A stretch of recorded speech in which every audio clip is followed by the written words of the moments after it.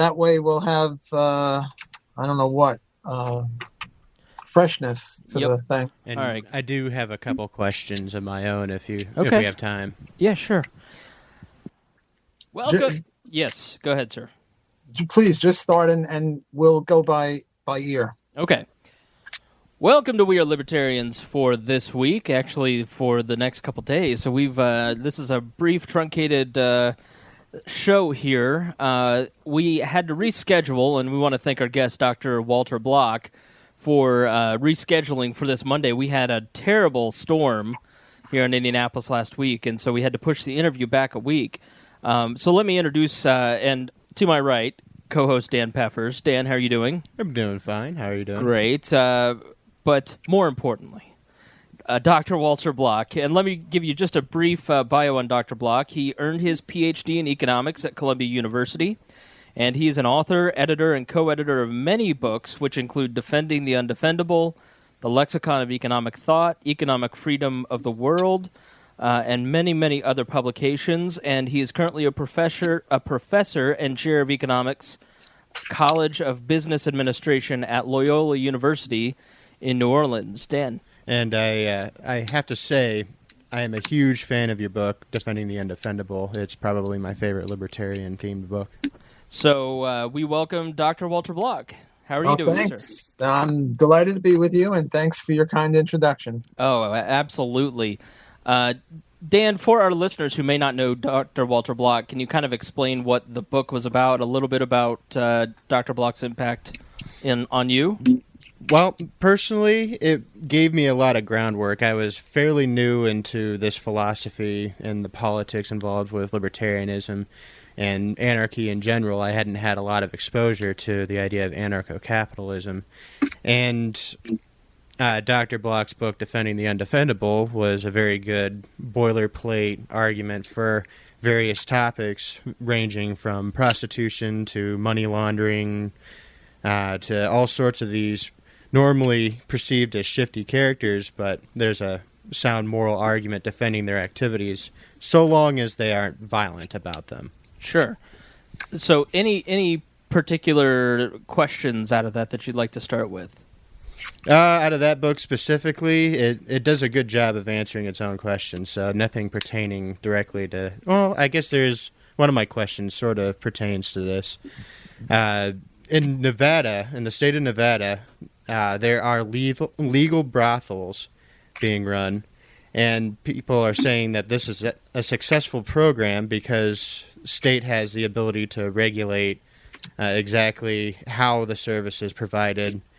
And that seems to be a major argument against libertarianism, is that this state regulation is helping this industry. I was wondering what your take on that was, and is that true, or would the free market be able to run that system better? Well, I think it's sort of 6 of one, half dozen of the other, or maybe a little schizophrenic answer. On the one hand, it's hard to get an economist with two hands because they're always saying on the one hand this and on the other hand that. On the one hand, the Nevada system is very, very libertarian because it legalizes prostitution, whereas in other states, this consenting adult behavior, both parties can go to jail for it. On the other hand, it's not libertarian in the sense that the state is setting up sort of regulations that the prostitutes have to be checked out medically and several other regulations. And here I think that the market could do better. My vision or my understanding is that if you really want certification of quality, whether it's of health of prostitutes or safety of the house of prostitution or drugs or food or anything, what you really want is not a monopoly government inspector, because if they screw up, then what? But rather a competitive industry which certifies the quality of goods. Let's take the Food and Drug Administration, which is also a certifier of quality of food and drugs. When they approved of thalidomide, and then thalidomide had birth defects, they're still in business, which is a big problem. Where any private competitive industry, and one of the firms in the industry approved of thalidomide, they might be gone, and then the remainder would be better. I mean, that's why we have pretty good wristwatches and pretty good shirts and pretty good eyeglasses, because we have competition. So why shouldn't we have competition in certification also, whether it's food or drugs or kosher foods or consumer reports or any of that stuff? And I would say it applies to prostitution as well. So I give them half marks. Yes, they did legalize it, and that's very important. On the other hand, they are setting themselves up as the monopoly guarantor of quality, and I think a private certification agency could do better. Dan, any follow-ups? No, I think that was a pretty complete answer. Yeah, one of the issues that have been in the news recently is the West Virginia water issue. There was a coal mining company that let some chemicals leak into the water stream. The water company wasn't able to filter it out. Has sort of a black licorice smell, and that's how they caught it. And now the I think it's Chesterton, Chesterton, West Virginia. Now they can't drink the water, they can't take showers. Now they're trying to fix the issue. And I saw on Facebook someone today saying, well, I'd like to see the Libertarians explain this. Without regulations, without the EPA, without the Obama administration cracking down on companies like this water company, like the chemical company for the coal miners, where would we be then? And my argument was, well, we have a government, we have regulations, and this still happened. So what? And that usually is the argument. Well, we have all the regulations in the government. What's your answer now? And then they just sort of say, well, so your argument is this. But in a society, I think a lot of our listeners are going to be challenged with that sort of question. So if you were to take something like the EPA away and move into a free market system of controlling and monitoring contaminants like this, what does the libertarian world look like without something like the EPA, without those environmental regulations? Well, that's a very, very good question, a very good point. And you're quite right in saying that our friends on the left will say that it's the fault of capitalism, even when the thing is under government control. I mean, this is just horrendous illogic. The government now controls pretty much everything, and it screws up, and somehow they still blame private enterprise. Okay, let me give you a little bit of background. In the 1830s and 1840s, there were, I'm going to do air pollution first, and then I'll get to water pollution, because the two are not unrelated. The two are related, and I've done more work on the air pollution than the water pollution, but it's the same sort of a thing. So I want to give background on air pollution, which is also another criticism of the market, that, you know, if we didn't have, thank God for the government, if we didn't have the state apparatus, we'd all be choking on pollutants. Okay, in the 1830s and 1840s, there was a spate of nuisance cases. You get some little old lady who would hang up her laundry and on a clothesline, because we didn't have washers and dryers in those days, electric washers and dryers. And she would hang it up and it would be clean and wet. She'd come back an hour later and it would be dry but dirty. And what happened was that their chemical factory or plant, what have you, factory polluted her laundry. Or you'd get some sort of farmer who would put haystacks on his farm, and then be a railroad maybe 500 feet away, and it'd go by and set off sparks 500 feet into the air, and it would set his haystacks on fire. And the little old lady and the farmer would go to court, and they would say, I want two things. One, I want damages for the ruination of my haystacks or the ruination of my laundry. And I want an injunction. An injunction is a letter from the judge saying, you know, either cut it out or I'm going to put you in jail.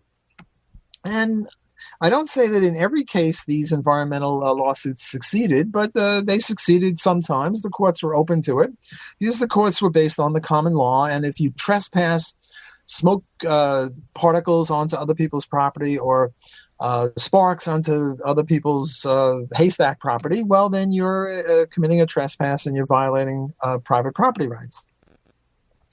And the fact that the courts would take seriously these environmental lawsuits, which we could see as sort of an early green kind of a movement, meant several good things. First of all, entrepreneurs were led by the invisible hand to use cleaner burning, even though more expensive anthracite coal, rather than dirty burning sulfur coal, because if they used the cheap sulfur coal, they'd get the little old lady on their back and, they'd be in court and there'd be a problem. And then you even had environmental forensics, which was an early attempt to find out, well, here's a dust particle. Where did it come from? Which factory? And, let's go get them and not some other factory that might be innocent. And then a third benefit of this was they would have an incentive, like the railroad would have an incentive to put spark catchers on its, trains, on its locomotives, so that the sparks didn't go 500 feet away, and that they would have an incentive to put smoke catchers or dust particle catchers in their smokestacks so that it wouldn't get out into other people's property. So things were going pretty well. Perfectly, no, nothing is ever perfect, but there was no real crisis of environmentalism. And then what happened in the 1880s, 1890s, early 20th century, you had the progressive period. What's the progressive period? The progressive period was sort of a political group that, among other things, wanted U.S. to be number one. We wanted to be number one in the world. And how do you get to be number one in the world? Who was number one in the world at that time? Great Britain. How do you get to be number one? Well, you got to have battleships. You have to have tanks. You have to have armies that go places. So you had a whole different legal philosophy permeating. And then this legal philosophy was, the next time some environmental plaintiff came into court in 1900 or 1905 or whatever, they would say, yeah, they're violating your private property rights, your stinking, lousy, selfish private property rights.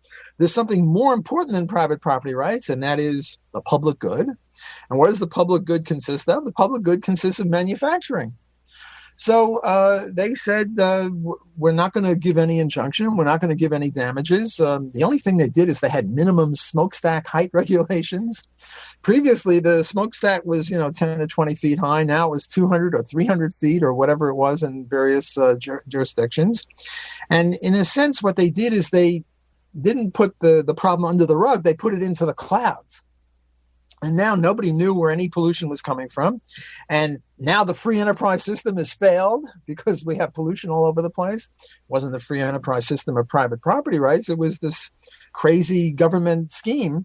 And then we had the EPA. Let me get one quote, see if I can pull it out. There's this quote about what was happening. Here it is. This is from Murray Rothbard's piece, Law, Property Rights, and Air Pollution, from a book that I edited. And what it says is, talks about the Athens Empire laundry case of 1919. And the Supreme Court of Georgia declared, the pollution of the air, so far as reasonably necessary for the enjoyment of life and indispensable to the progress of society, is not actionable. Is not actionable means you can't sue them. Means you can't stop them. Means that if any green businessman were around, namely somebody who was public-spirited and didn't want to use dirty burning sulfur coal, he would go broke because his competitors would use that cheap coal and foist costs onto third parties, whereas he would use the more expensive coal. He would go broke. So, of course, the market can't work. Now, it's very, very similar with regard to water pollution, which is the way you started this off on. And by the way, my most recent book is dedicated to the notion, if it moves, privatize it. If it doesn't move, privatize it. And since everything either moves or doesn't move, you privatize everything. And the latest book I'm now working on is privatizing oceans, rivers, lakes, rivers in West Virginia and everywhere else.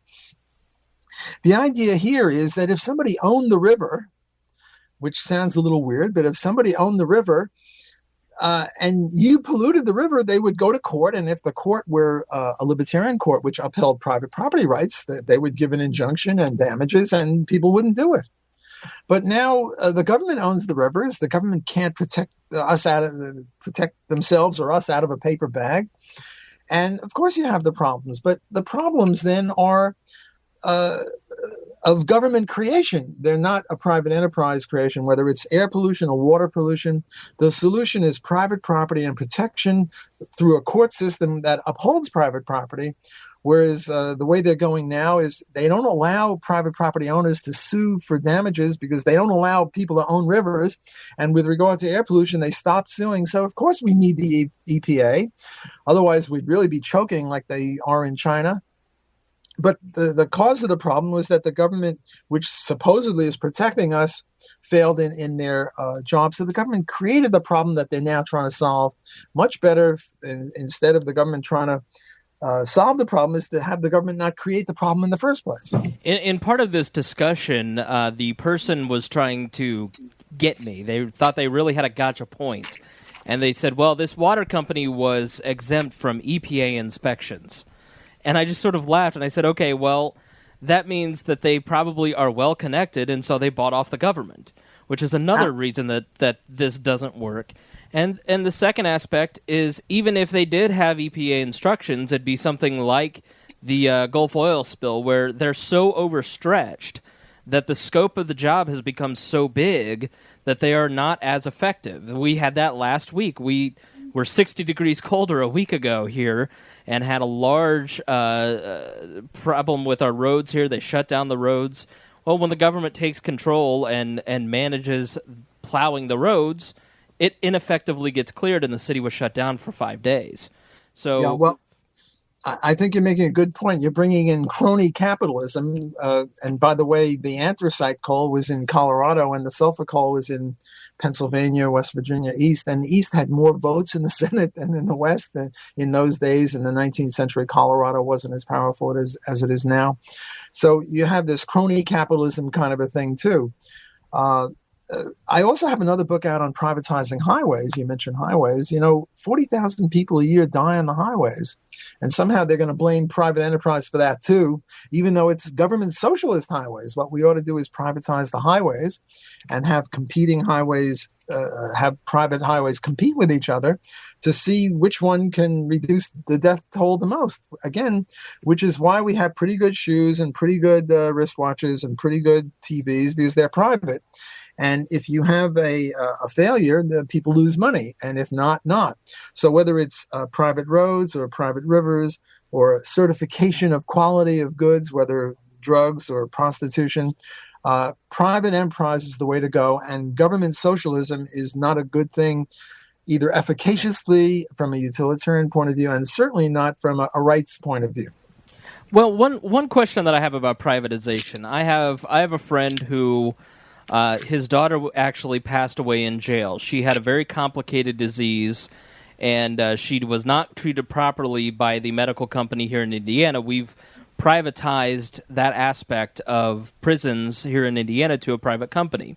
And the company, to meet shareholder demands, wants to squeeze out as much profit as possible. So instead of taking it out of the labor force or not showing profits, they lessen the complexity or the quality of their medical care for the inmates here in Indiana.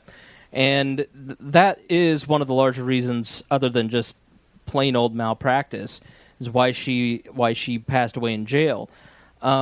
So my question is, assets are easy to privatize. If you privatize an asset, it's there. We privatized a toll road here in Indiana a few years ago, and we got a great deal on it that helped us really improve the quality of our roads. We privatized parking meters here in Indianapolis, albeit a monopoly for 50 years. But when you privatize services, lives are put at risk. So how do you handle privatizing services versus assets? Do you make a distinction, or is this just a problem with our economy not being open enough?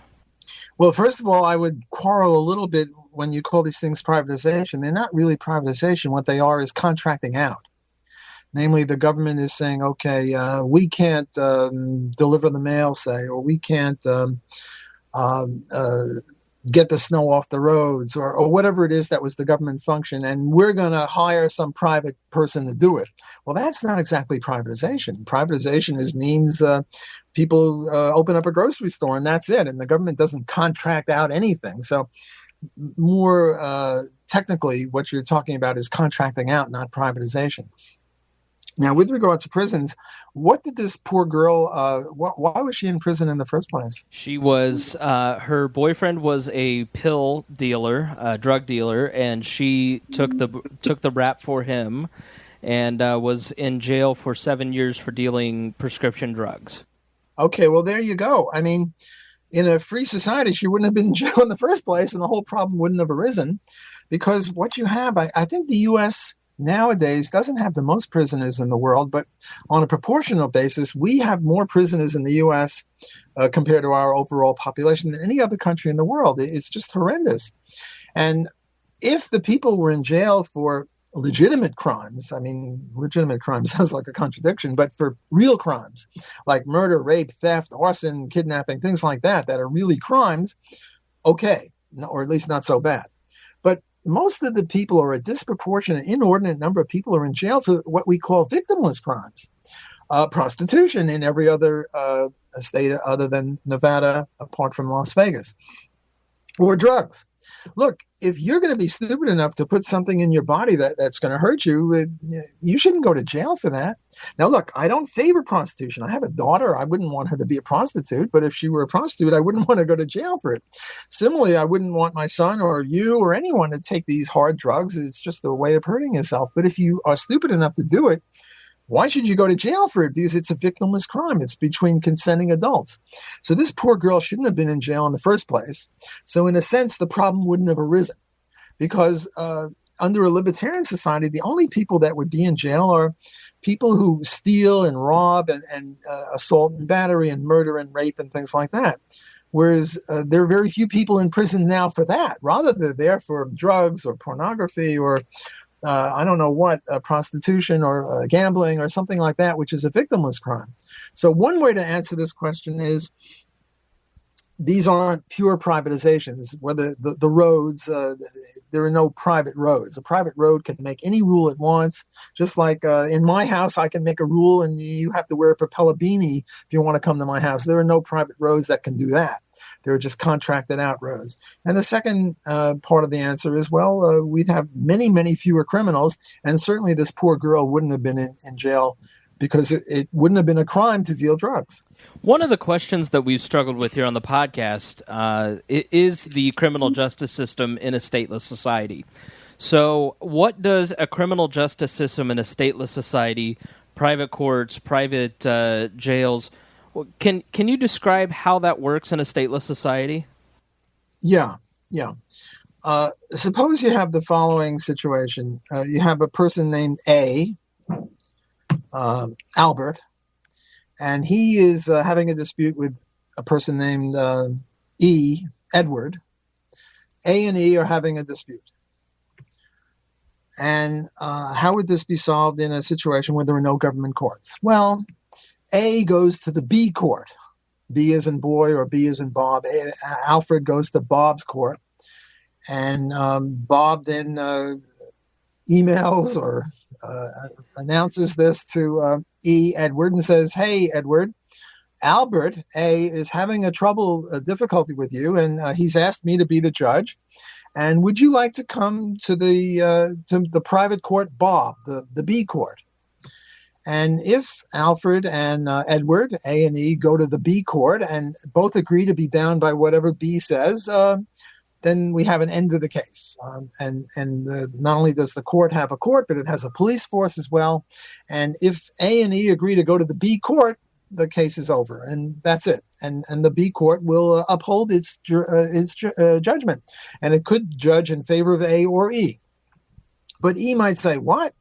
Go to Alfred's court, Bob, who's his buddy? No. Let's go to D. D is closer to E. D, the David court." And Edward says to A, Alfred, "Come to the David court, and we'll settle this." And Alfred says, "What? He's your buddy. I'm not going to his court." Okay, so each one goes to its own court. A goes to B court, and E goes to D court. You following me so far?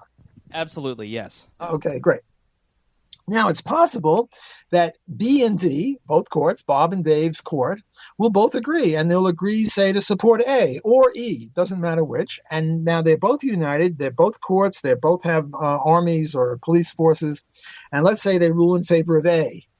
Well, D's court ruled against E. E has no choice, and now we have to go with A, and the court will uphold their decision in favor of A or of E. Now let's take the case where they disagree. Now, they could disagree in two ways. One, each one could take the side of the other guy. Namely, Dave, who's Edward's friend, could still support A. And B, Bob, who's A's friend, could support E. But let's ignore that. Let's suppose that each one supports their own buddy. Namely, B supports A and D supports E. And now, and here I'm giving you Murray Rothbard's view of this, and I think it's excellent. Now we have a problem. B and D each have courts, each have police forces, and they've come to the opposite decision. Each one supports their own client or their own buddy, although they could support the other guy, but for simplicity's sake, suppose they support their own guy. And what Murray says is, well, at this point, there will be bandit courts and there will be legitimate courts. And how do you distinguish them? Well, the bandit courts either haven't foreseen this possibility that another court would disagree with them, or says, well, I don't care, my way or the highway. Anytime a court disagrees with me, I'm going to fight them. Or you could have a legitimate court, and a legitimate court would say, maybe one day we'll come up with a dispute and we'll rule in this way, and the other court, another legitimate court, will rule in that way. Now what are we going to do? And what they'll do is they'll have contracts with each other. And the contracts will be of the following sort. B and D will both sign a contract saying, look, in case ever in the future we come to a disagreement on any case, we will go to C, as in Charlie, the Charlie court. Or they make a group of 10 or 15 judges who they both respect, and they say, well, we'll just give it to that guy and let him decide. And by the way, the C courts or the Supreme Courts will be based on reputation and probity, and people will become judges who are good at these sort of things. I have a buddy of mine who's an electrical engineer professor at Stanford, and a lot of times companies will have a contract with each other over electrical stuff, and they'll go to him and they'll say, in case we ever have a dispute, I sent you so many kilograms and you only got half the kilograms or whatever it is of energy. We'll go to this guy and he'll be our court, namely a private court, sort of like the American Arbitration Association. So that's how it would work. Whereas right now, the kind of people you get for judges are failed politicians, or in countries with parliament, like if the leader of the party doesn't get his seat, somebody will give him his seat and then they'll make him a judge. Namely, they're just political hacks. So what we would have in a free market society would be this sort of a system where if people disputed, they could go to their own court, and then if the courts disagreed, they would go to a court that they had agreed to. Now, the point is that fighting is expensive, and the legitimate courts will not fight with each other. They'll only fight with bandit courts. And the bandit courts will fight with legitimate courts, and they'll fight with other bandit courts. And the point is that the bandit courts will not have a good reputation. And the reason that the government right now is very powerful is because they have a reputation. They have this sense of legitimacy. That's why governments are pretty stable in most cases, because they have this sense of legitimacy. I mean, if 95% of the people didn't like the government would go. I don't care how many guns they have. The guns would be pointed in the opposite direction. So the point is that the non-banded courts, the legitimate courts, would have legitimacy. They would have support of the people, even if in the case, like if you and I had a dispute, and you went to your buddy's court and I went to my buddy's court, and then we went to the C court, we would see that it's a fair procedure. Not perfect, they're human beings, but it would be a fair procedure, and we would tend to respect that sort of a thing. That would be the libertarian answer as to how you could do this. Well, the government has claimed the monopoly of power. They've legitimized themselves. So does this all apply in criminal actions? Let's say Alfred murders Edward. I mean, does it all sort of work out? It's who the legitimate court in that geographical area may be, and then their police force is the one that goes and arrests Alfred for murdering Edward. Yes, whether it's a dispute, a commercial dispute, or it's a rape, or it's a murder, or whatever it is, In the Godfather, the movie The Godfather, there was this case where the baker went to the Godfather and said, "That guy raped my daughter, kill him." And what the Godfather said, "Well, he only raped your daughter. He didn't kill your daughter. So what we're going to do is get 2 or 3 tough guys and beat the crap out of him," which is a rough approximation for rape, namely a beating that puts you in the hospital. Whereas the death penalty for rape, I think, is not really libertarian, because death penalty should be reserved for maybe killing somebody or something very, very serious. Not that I'm saying rape isn't serious, but a rape is sort of like assault and battery. And for assault and battery, you don't have murder or the death penalty. So the Godfather was sort of a quasi-legitimate court in the sense that he was giving justice. And I think that's why the Godfather and the Mafia in certain cases is respected, because they're maybe more of a legitimate government or more of a legitimate institution than the government itself. Let me make one more point about this anarchism business, which we're now approaching. I think statism, as opposed to anarchism, is a logically flawed system. Because, look, the reason for the justification of government is you and I might fight.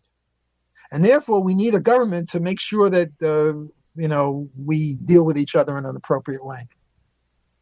Well, if that's so, the implication is we have to have world government, because Canada might fight with Chile, or Spain might fight with, the Soviet Union, or Australia might fight with some other country. So if you and I might fight, and therefore we need a government over us, a national government, we need an international government, namely a world government, if different countries might fight. Namely, Canada and Mexico are now in a state of anarchy with each other in the sense that they don't have a government above both. So if you really favor government and reject anarchy, you have to favor world government. But the problem with world government is, where do you run if the world government is taken over by, in a democracy, I guess by India and China, they would have the most votes if it was a democratic vote.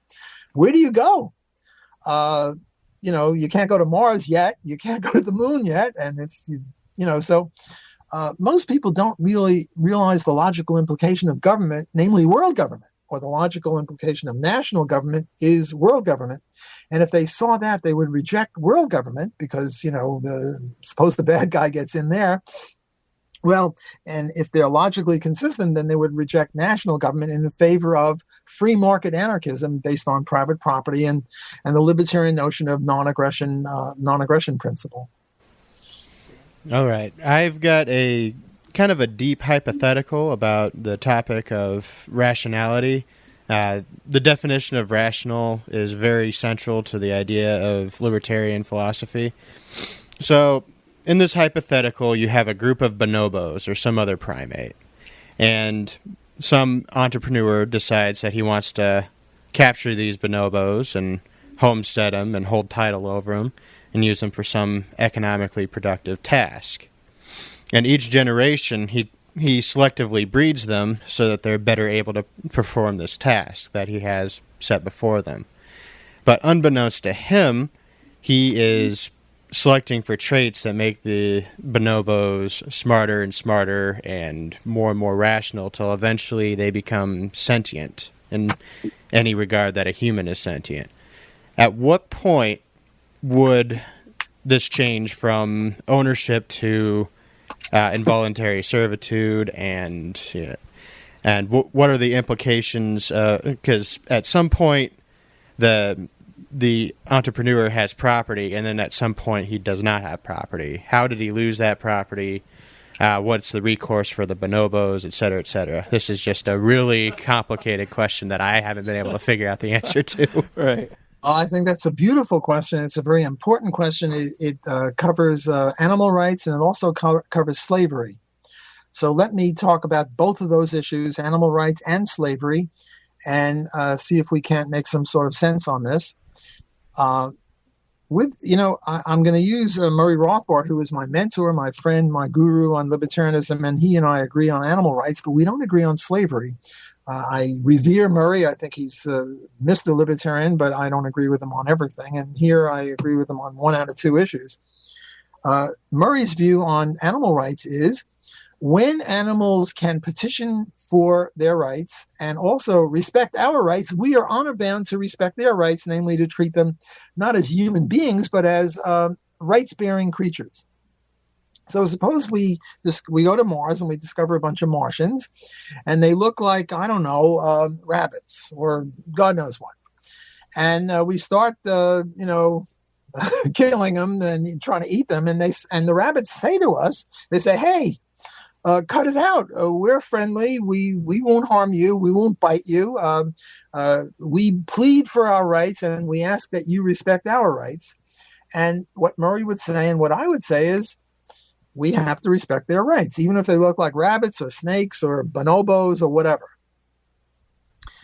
So what about who are the smartest animals right now? The ones who are most likely to be able to petition for their rights and also respect our rights. And I think it would be chimpanzees and who are those guys in the water? They're mammals, porpoises. Yeah, dolphins. I think those are the smartest animals, but neither of them, neither chimpanzees nor porpoises have yet been able to petition for our rights, for their rights, or to say, hey, what are you locking us up in these aquatic zoos for? We want freedom. We want to get back in the ocean. If and when they do, then we are honor bound to recognize their rights. They haven't done it yet. And if the bonobos or the chimpanzees or the porpoises are raised by this entrepreneur to get smarter and smarter and smarter, eventually they're going to be able to do that. Now let's talk about slavery. I would say that the proper relationship of us and animals is they're our slaves. We shouldn't maybe mistreat them. We shouldn't have cruelty for them, but we can kill them in a painless way, like we kill cows, we kill pigs, we kill chickens. So, they're in effect our slaves. And I think it's just to enslave non-rights bearing creatures because they're non-rights bearing. They don't have rights. So we can do with them as we wish. Again, I think that needless cruelty is highly problematic. But I'm not saying that animals have rights and we can't kill chickens and eat them, or pigs or cows or whatever.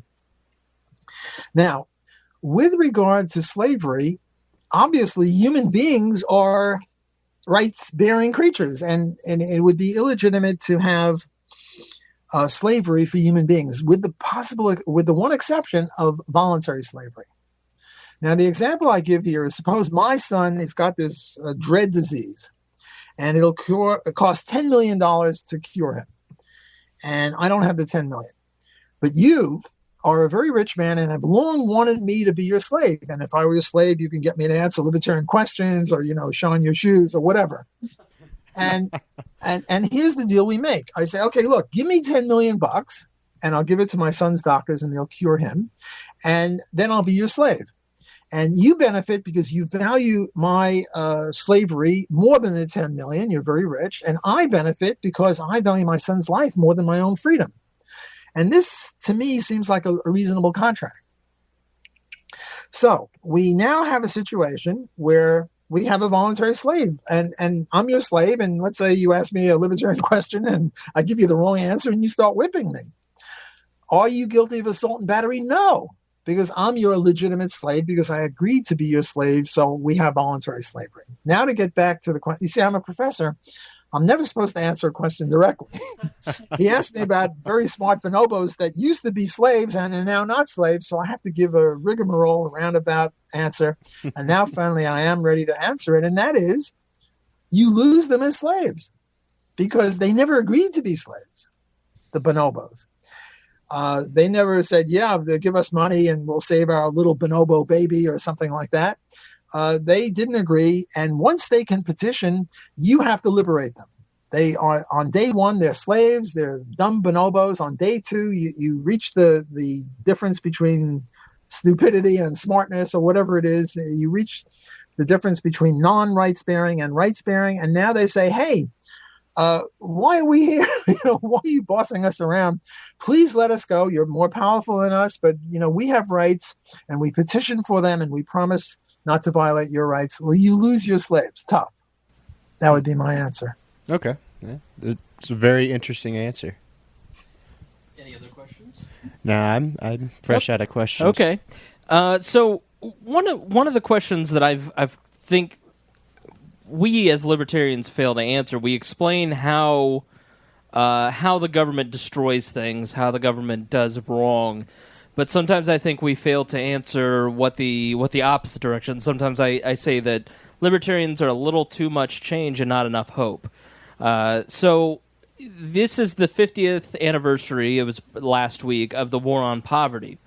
And the War on Poverty was started by Lyndon Johnson just shortly after he took office. And some of the major initiatives were Medicare, Medicaid, the Food Stamp Act, the Economic Opportunity Act of 1964, which was the Job Corps Community Action Program, and Elementary and Secondary Education Act.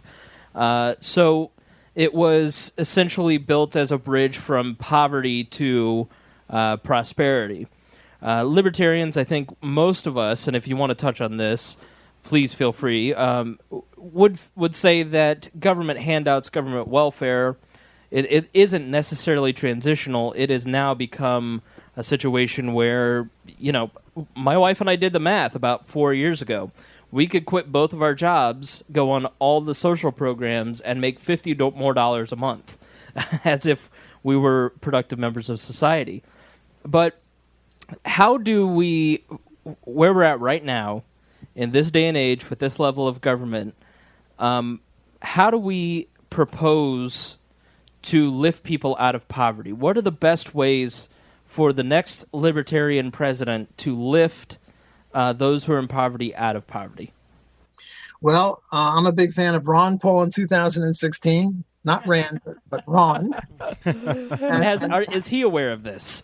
Oh, yes. I've told him. I told him that libertarianism is okay in theory, but if you want to get something done, you really have to use threats. So I've threatened him that if he doesn't run for president, I'm going to smack him. No, I'm kidding, obviously.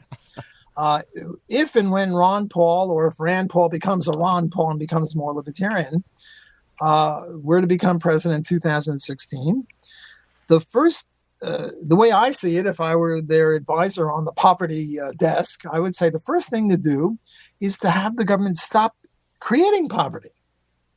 I mean, for doctors, I think one of their statements, or one of the things that they're supposed to promise, is first, do no harm for doctors. Well, for the government, and I'm not a big fan of government, even a Ron Paul government, but if we had a Ron Paul government, the key would be first, do no harm. First, stop creating poverty.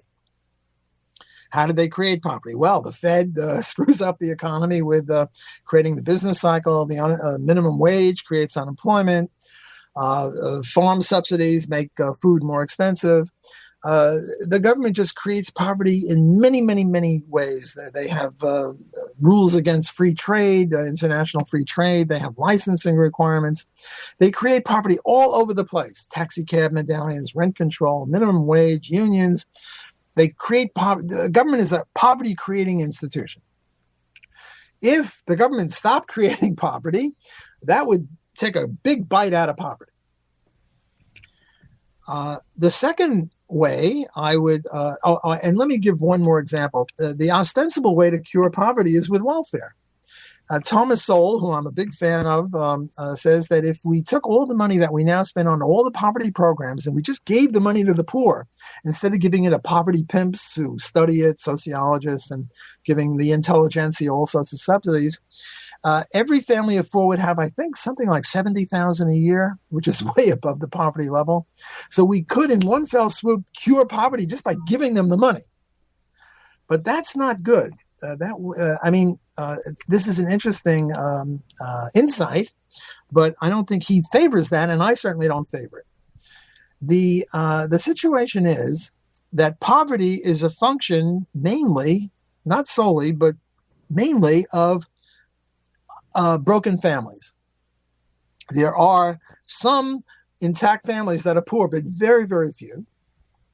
And there are some non-intact families that are not poor, but very, very few. It's almost the not a perfect correlation, but a very, very strong correlation between the family and curing poverty. If you come from an intact family, you're very unlikely to be poor. If you come from a non-intact family, you're very likely to be poor. So what is the effect of government welfare programs on breaking up families? And the answer is that government welfare programs break up families. Thus, they cause poverty. So this would be one of the strongest illustrations of government creating poverty. Let me give you another few minutes on this. The example that I often use with my classes is I say that if you put a frog in boiling water, its metabolism is such that it'll just jump out. So boiling water can't kill a frog. If you put a frog in cold water and you heat it up slowly, its metabolism is such that it'll just sit there and get boiled.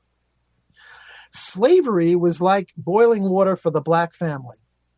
It ruined the black family during slavery, but in the aftermath of slavery, the husband and wife got together. There was this great movie, Django, which illustrated that. I like that movie very much. My research shows that in 1880, 1890, 1900, 1910, the black and the white family were almost as intact as each other. The white family is a little bit better than the black family in terms of breakup, but they were roughly the same. When your man, LBJ, started his poverty programs in 1965, and here I'm relying on Charles Murray, his book Losing Ground, they made an offer to a pregnant girl, particularly a pregnant black girl, although it's not a racial thing, because in Sweden they do the same thing, and the Swedish family is disappearing, and they're white. But in this country, the black people were poorer than the whites for various reasons. And the welfare offer that they made to the girl who was pregnant was much better than what the father of her child could do. And before 1965, it was sort of a disgrace to become pregnant without being married. If you got pregnant, you had to go live with Aunt Mary for 6 months or 8 months, and then you came back and you gave the baby off for adoption.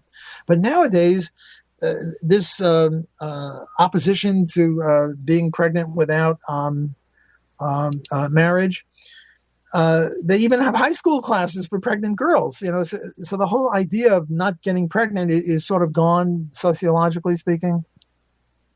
So the deal is that the welfare system was like not boiling water, but by cold water heating up slowly and then ruining the black family, or the frog got killed. So this is a vicious, depraved, immoral example of creating poverty by ostensibly helping poverty by giving them money. So even though Tomasola is correct that if you just gave them the money, we wouldn't need any of these programs, which mainly go for the upper middle class and studies and PhDs for sociologists. But even giving them money is no good because it takes their incentive away, and it ruins their families if you are connected to the welfare system.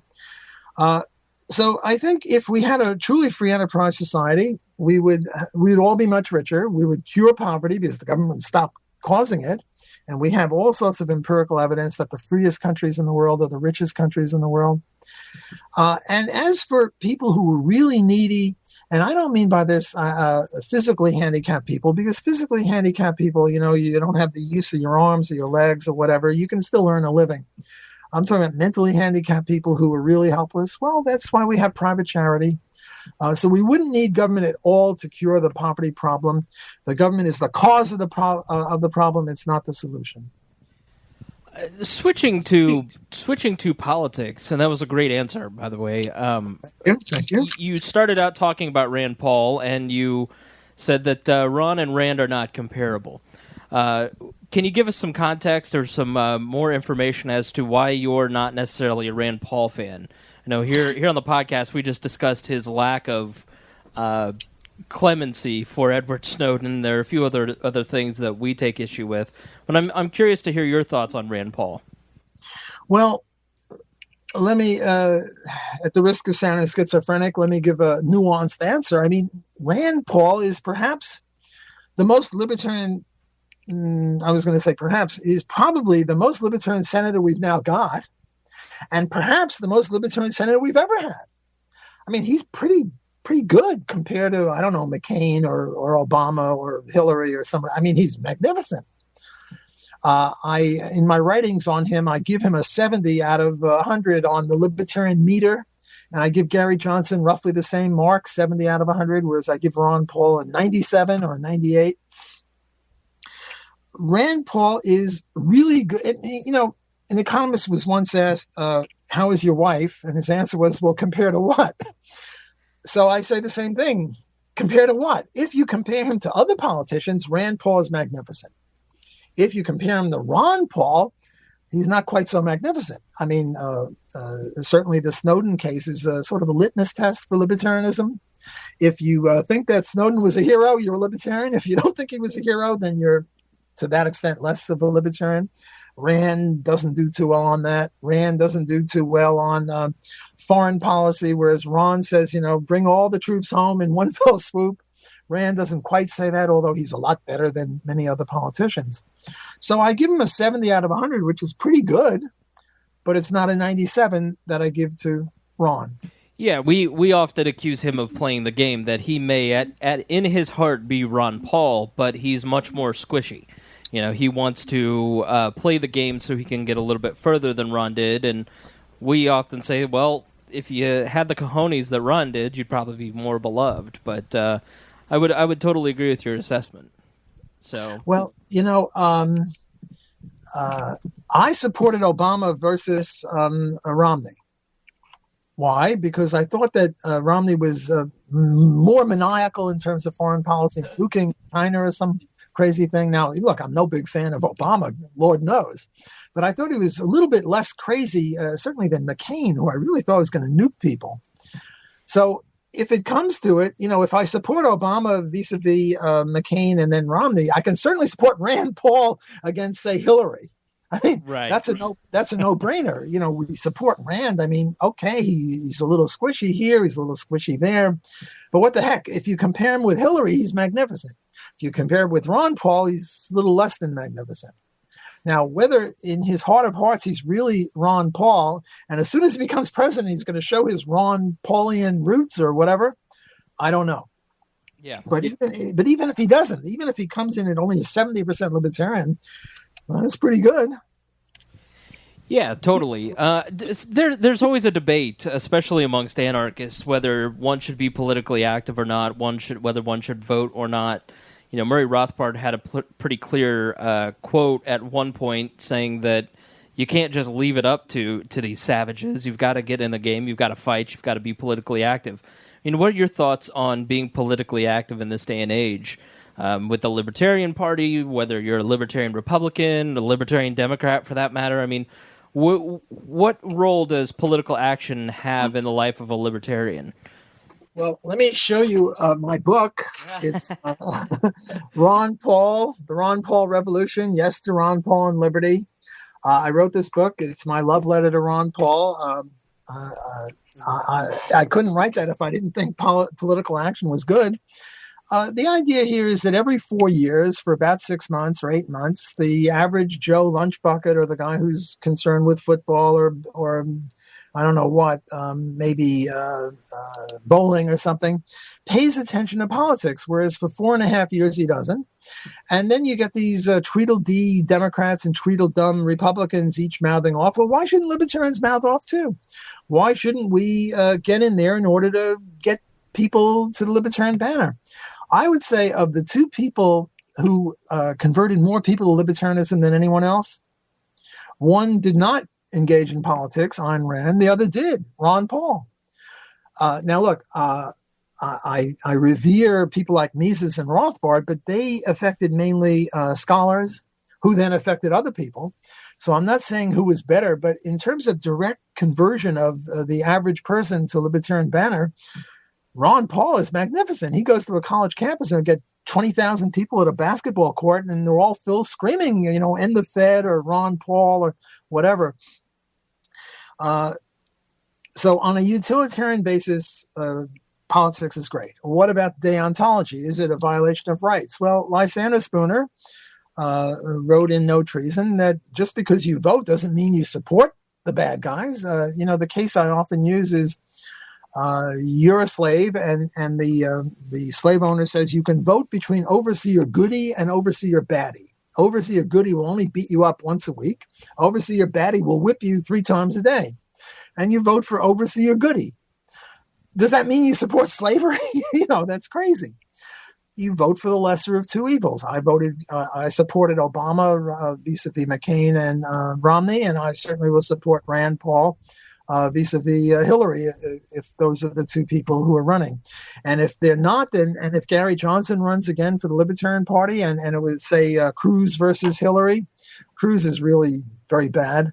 I would certainly support Gary Johnson if he ran again, or whoever the Libertarian Party candidate would be. So I think that there's nothing wrong with voting, and I think it's very good from a rights point of view and also from a utilitarian point of view. Well, I think we'd be remiss if we didn't ask about recent controversy. And Dan and I both read the article that sparked the controversy and wondered if maybe it just was a headline gone wrong, people reacting to a headline without actually reading the context of the article. You recently wrote an article about the headline was something to the effect of... Was it?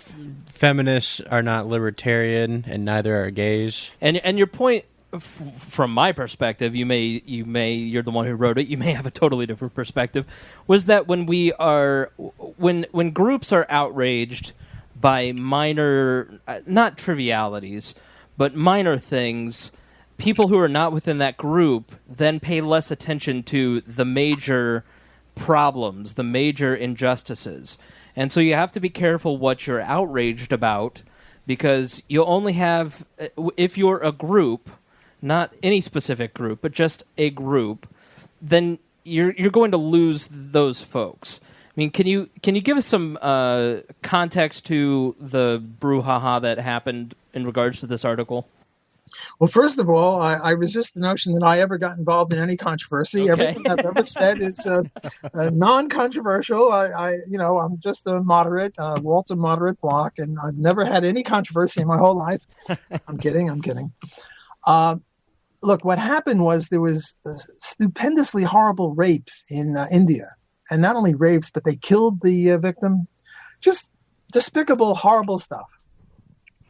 So what do the feminists in India do? They have this video about leering, looking at women. The hell's that? I mean, male eye, female breast contact is part of the human nature. I mean, otherwise the species wouldn't survive if men weren't interested in women, and men like to look at women, and men are attracted to women, sue me. So I got really ticked off or outraged, or I thought this is very highly problematic. I mean, what's wrong with leering? Certainly in the libertarian notion, you can't rape someone. You can't use violence against people. You may not, it would be against the law, but to look, he looked at me and therefore he's a criminal. That's crazy. So I said that the feminists were, out to lunch on this one, and that they shouldn't confuse leering and rape. Leering is a legitimate thing, and heterosexual men have been leering at women for time immemorial, and so have lesbian women leered at other women, and there's nothing wrong with leering. Rape is very bad. And I can tell you from personal experience, women leer at men, by the way. I think one of the points I made in the article is women don't leer at men as much physically. They leer at them in a different way, because men are more attracted to the physicality of women, and women are more attractive to the ability of men to support them and their progeny. Obviously, they look at them also. It's not a matter of all and none, and it's not, women look at men also physically, but not quite as much. I think there are more nude pinups of females than nude pinups of men. So the sexes are a little different in this way. It's sort of like I say that men are stronger and taller than women on average. Of course, there are some women that are very strong and very tall, and there are some men that are very short and very weak. But on average, men are bigger and taller and stronger and leer more than at women than women leer at men. Although you're quite right, it's a two-way street. So that really ticked me off, and I just wrote a thing saying that this is a horrible thing in the context of rape. You talk about leering, nothing wrong with leering. The second point I made was gays, homosexuals. It used to be, I was in New York City during the Stone, I forget the name of the riots. Stonewall. Stonewall, Stonewall riot. Yeah. Stonewall riots, where the police, I mean, talk about victimless crimes. Consenting adults, gay men, want to get together and interact and do their thing, and the police are putting them in jail and raiding them. This is horrible. So the Stonewall riots were a bunch of gay men upholding their rights to engage in consenting adult behavior, and this was magnificent, and this is very libertarian. But what are the gays doing now? Not that every gay was a libertarian in those days, and not that there are no gays now who are libertarian, which is crazy, but what are they doing now? They're bitching and moaning and whining that people that discriminate against them. You see, you get these cases of some homosexual male couple goes to a printer and says, "We want you to print our wedding announcements." And the printer is a Christian. He says, "I'm sorry, I can't. It's against my religion." Or some gays go to a photographer and say, "We want you to take the pictures at our wedding." And the photographer is a Christian or somebody who doesn't want to do it, and they make him do it. So I say, the gays have gone from a situation where they were very libertarian at Stonewall, and now they're doing this crap. This is very bad. Okay, so now this kid, Massimino, I'm not sure I'm pronouncing his name right. He writes this article for Students for Liberty, SFL, and says, well, Block doesn't understand libertarianism. And in my reply, I honored him. I said, look, that's very courageous. He's just a college kid, and he's taking me on. And not that I'm so great, but I've been at it for a while, and I've got a track record. So I admire the kid's courage, but I think the kid doesn't understand libertarianism because he's against groupthink. The hell's groupthink got to do with the non-aggression principle? Groupthink or collectivism is orthogonal to libertarianism. The way I see libertarianism, it's based on private property rights, based on homesteading, and the non-aggression principle. And you can look at people as groups. I'm looking at you. You're a young white male. 3 categories that you're in. And I'm an old white male. And nothing wrong with categories, nothing wrong with collectivism. Look, if you're really against collectivism, you have to be against team sports and favor individual sports. That's crazy. Like you can only like singles tennis, but not doubles tennis, or you can like track because people run individually, but you can't like basketball or football. Nothing wrong with collectivism. Nothing wrong with making generalizations, stereotyping. I stereotyped. I said men are stronger than women. That's a stereotype. What's wrong with that? That's part of the scientific method. The scientific method is deduction and induction. Well, that's induction. So this kid is saying, well, I'm not a libertarian because I look at people in the form of categories. Well, that's nonsense. I mean, even libertarianism is a category. We mentioned libertarians and Marxists and lefties and righties and Democrats, Republicans. We categorize all over the place. Chemistry consists of practically nothing but categorization into the periodic table. Biology consists, well, a little bit more, but biology consists mainly of categorization, genus and species, and how do you divide up the various species and stuff like that. There's nothing wrong with that. That's just part of the scientific method. And then I say, well, how did he come to this craziness? And then I talk about beltway libertarians who don't understand libertarianism and think that if you're stereotyping or you're prejudiced, prejudging, you're somehow not a libertarian. Walter Williams tells this story of, I'll give you $1,000. You go to a college campus and you find one kid who can dunk a basketball, another kid who can solve a quadratic equation. But you can't ask them anything and you can't go to the math lab or you can't go to the basketball practice. You just have to look at them. Well, who are you going to pick? Well, obviously, you're going to pick a black kid because blacks have springs in their legs. I mean, they can jump 50 feet high and dunk the basketball. I'm exaggerating a little bit. There's a book, White Men Can't Jump. Well, blacks can jump better than whites. That's part of reality. And to deny that reality on the grounds that this is anti-libertarian, that's crazy. And similarly, if you want to get somebody to solve a quadratic equation, you go to some nerdy-looking kid with thick glasses, and you give him the $1,000 if he can solve it.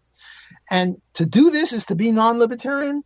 Well, to say that is to indicate you don't understand the first thing about libertarianism.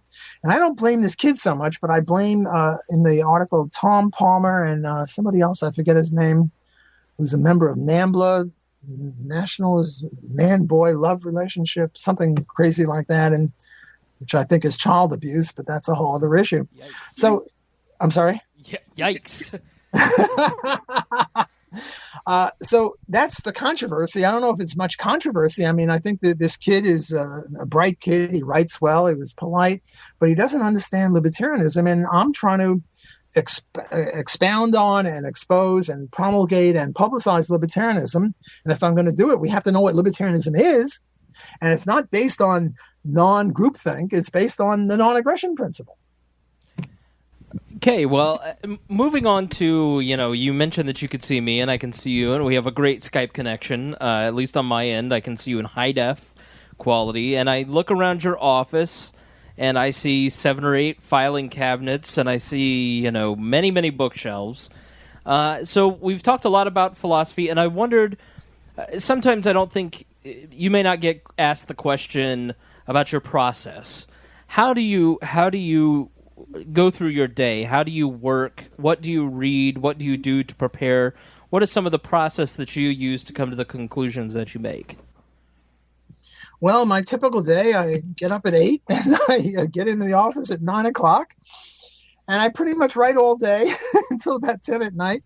But I do take time out for lunch, and I go swimming, or I do walk racing nowadays. My knees don't tolerate handball, which I used to play. But apart from that, I'm sort of a bit of a workaholic. I work all day and on weekends too. And that's about all I do. I don't watch TV anymore, except, if something is on that's on politics or economics. And then my TV doesn't even work. I just sort of watch it on the computer. I love my job. I have good colleagues at Loyola University. I put in a plug for Loyola University. If you want to come to a school where you have at least some free market libertarian Austrian economists, come here. We've got more than pretty much any other school, with some few exceptions. I love my job. I love my students. Some of them are very bright. Some of them are critical of what I say, but they're as much fun as the ones who agree with me. I have a great life. I'm now working on a book on privatizing oceans. I've just come out with Defending the Undefendable 2 after Defending the Undefendable 1. And next is Defending the Undefendable 3. And I give speeches all over the place. I'm going to go speak at Columbia University, and I'm speaking at the New Jersey and the Mississippi Libertarian State Conventions, and I'm speaking for Students for Liberty, where I had that dispute, and Young Americans for Liberty. Have mouth, will travel. I try to give the libertarian message all over. I charge an awful lot to get on a plane, because that means I can't write for a few days. But I'll Skype with anyone, and a lot of people invite me to come to give a speech in Ukraine or, I don't know, Argentina. And I used to go when I was young and foolish. And now what I'll do is I'll Skype, and I'll be at a convention, and I give my speech, and then I can answer questions. It's not as good as being there in person, but it's better than nothing. So that's pretty much my life. So you write, you are awfully prolific as a writer. I mean, how is it just that you input so much by reading so much that you're able to output so much, or you just have a motor that continuously writes like that? Well, our latest book, where is it? Oh, I can't find the stupid book. Oh, I know it is. No, he is currently walking across the room. He has a large table in the middle of the room. I can't find the book. It's a Murray Rothbard book. I've got it in my car. We have a Friday afternoon seminar. We're going through this book. I read Murray Rothbard. I read Hans Hoppe. I read Ludwig von Mises. I read some of the bad guys, Milton Friedman and Krugman, and I read a lot, and I write a lot, and I'm a good typist. I don't like to brag, but I can do about 80 words a minute, and I just keep keep typing, and I've got, I don't know, about maybe 25 books and maybe 450 journal articles and thousands of op-eds of the sort that you're mentioning with this kid Massimino, if that's how you pronounce his name. So I'm very productive. I don't say anything about the quality, but the quantity. I've written an awful lot, and I hope to keep writing because I enjoy it, and I enjoy things like what we're doing now. Yeah, you type about 20 words a minute faster than I do, and I grew up with computers. But one thing I was curious about is you said you watch a little bit of TV on the internet. Have you seen House of Cards yet? No, I haven't seen House of Cards. Oh, okay. My favorite shows are South Park. I love Cartman, and The Simpsons. I love Mr. Burns, and The Big Bang. I love Sheldon. It's a great show. Those are my three favorite shows. I don't watch them as much as I'd like to because I'm just so busy writing. Yeah, you might want to check out House of Cards sometime because it's a political drama with Kevin Spacey as the main character. Yeah, it's on Netflix. It's very engaging. They're about to come out with the second season on Netflix as well. Okay, I'll put House of Cards on my to-do list. If you were to make some recommendations for people who want to study more about what you've talked about, maybe something introductory, something that is easily graspable. I mean, maybe not throw them right into human action right away, but what are some easy entries to some of the things that you've talked about today and to the Austrian economic thought? Well, my two favorite books, the ones that I require of my intro courses, is Economics in One Lesson by Henry Hazlitt and Atlas Shrugged by Ayn Rand. I think that's the best novel ever been written. Those are the two books that converted me. I would also, shameless self-promotion, recommend Defending the Undefendable. I think that's a good introduction as well. It's got great cartoons. I think it's the only book with not only great cartoons, but any cartoons. Mises never had any cartoons. I've got Mises and Rothbard beat on the cartoon issue. Those three books I think would be very good. Hazlitt's Economics in One Lesson, Ayn Rand's Atlas Shrugged, and my own Defending the Undefendable. Yeah, I think the Gideons should put copies of Defending the Undefendable instead of the Bible in hotels. Well, that's very kind of you to say. Any other media besides books? Maybe you're not. Maybe the person listening isn't a big reader. I mean, what about YouTube videos? Maybe other cartoons, audio podcasts, or speeches that people could look up. I mean, what are some other things that were very influential to you, or that you have seen be influential for others? Well, I'm a big fan of the Mises Institute, both of the United States and Canada, and there are Mises Institutes all over the place now, more than you can shake a stick at them. I think there's one in Poland and Argentina. I have been a long time fan and cooperator and worker for the Mises Institute in Auburn, Alabama. They have a summer fellowship. They have a Mises university. They give speeches all over the place. They've had Ron Paul at some of these things.